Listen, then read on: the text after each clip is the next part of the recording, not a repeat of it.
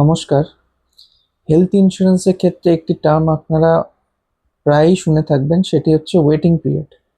যদি আপনার properly concept clear থাকে ওয়েটিং পিরিয়ডের ব্যাপারে, তাহলে আপনার হেলথ ইন্স্যুরেন্সের সময় যখন ক্লেমের টাইম চলে আসবে তখন আপনার কোনো অসুবিধা হবে না। কেমন? যেমন ডে 1 থেকে হেলথ ইন্স্যুরেন্সের ক্ষেত্রে অ্যাক্সিডেন্টাল কভারেজগুলি স্টার্ট হয়ে যায়। কারো কোনো সাডেন অ্যাক্সিডেন্ট হলো, সেটি ডে 1 থেকেই স্টার্ট হয়ে যায় কভারেজ। ডে 30 থেকে আপনার কোনো সাডেন ক্রিটিক্যাল ইলনেস, যেমন heart attack, kidney failure, stroke, এগুলি কভারেজ হয়।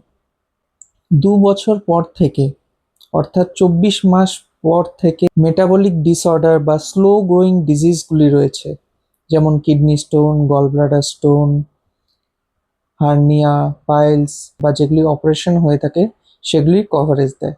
এবং যেগুলি প্রি এক্সিস্টিং ডিজিজ, অর্থাৎ আপনার হেলথ ইন্স্যুরেন্স নেওয়ার সময় আপনি যেগুলি ডিজিজগুলি ডিসক্লোজার করেন, অর্থাৎ যেগুলি ডিজিজ মেনশন করে দেন, সেই ডিজিজগুলির জন্য ওয়েটিং পিরিয়ড 3 বছর থাকে। অর্থাৎ 3 বছর পর থেকে সেই প্রি এক্সিস্টিং ডিজিজগুলির কভারেজ স্টার্ট হয়ে যায়। এগুলি অবশ্যই মনে রাখবেন, তাহলে হেলথ ইন্স্যুরেন্সের যখন ক্লেমের সময় আসবে তখন আপনাকে কোনো রকমের প্রবলেম ফেস করতে হবে না। ধন্যবাদ।